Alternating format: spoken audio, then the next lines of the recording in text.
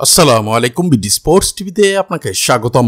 ভারতের বিপক্ষে চমক নিয়ে সেরা একাদশে ফিরছে ইবাদত হোসেন। বিস্তারিত জানতে ভিডিওটি না টেনে সম্পূর্ণ দেখুন। বাংলাদেশের পেসারদের দুর্দান্ত পারফরমেন্সে পাকিস্তানকে সিরিজ হারিয়ে ইতিহাস গড়েছে টাইগাররা। এরপর এখন তাদের মিশন ভারত সফর। এর আগে একটি সুখবর পেয়েছে বাংলাদেশ দল। একসময় পেস বিভাগের বড় ভরসার নাম ছিলেন ইবাদত হোসেন, কিন্তু ইনজুরির কারণে লম্বা সময় ধরে মাঠের বাইরে তিনি।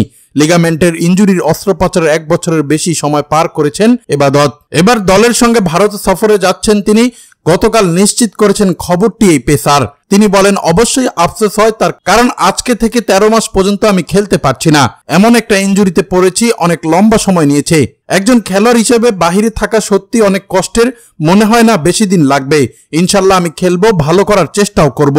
ভারত সফর যাওয়া নিয়ে ইবাদত বলেন, আমাকে ফিজি এবং ট্রেনার, পেস বোলিং কোচ এবং ওনারা প্রোগ্রাম দিয়েছে, ওই প্রোগ্রামই ফলো করছি। রেস্ট্রিক্টের ব্যাপারটা হলো শতভাগ এফোর্ট দিয়ে বোলিং করার অনুমতি তারা দেয়নি। এখনো আমি আমার এফোর্ট দিয়ে ভালো বোলিং করছি। পরিকল্পনা যেটা আছে, বাংলাদেশ দলের সঙ্গে হয়তো আমাকে ভারতে নেবে। ওখানেই দেখা যাচ্ছে আমার যে bowling support, doctor, physio, pace bowling coach, trainer সবাইকে আমি পাবো। বিশেষ করে বাংলাদেশের দলের পর্যবেক্ষণে থাকবো। এই জিনিসটার জন্য হয়তো আমাকে নিয়ে যাবে ভারতে। ওইখানে গিয়ে আমার ফিটনেসের ব্যাপারটাও পর্যবেক্ষণ করবে, কতটুকু আমি ফিট, আর ফিট থাকলে একাদশেও দেখা যেতে পারে। এমন চমকের কথাই শোনালেন ইবাদত হোসেন।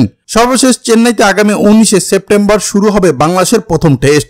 এরপর 27 সেপ্টেম্বর কানপুরে দুই দল খেলবে শেষ টেস্টটি। আর 6 অক্টোবর গোয়ালিয়রে প্রথম টি-20-র পর দ্বিতীয় টি-20 এবং তৃতীয় টি-20 হবে 9 ও 12 অক্টোবর।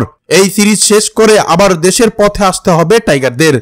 দর্শক, এই ছিল খেলাধুলার আপডেট। পরবর্তী আপডেট সবার আগে পেতে চ্যানেলটি সাবস্ক্রাইব করে সঙ্গেই থাকুন।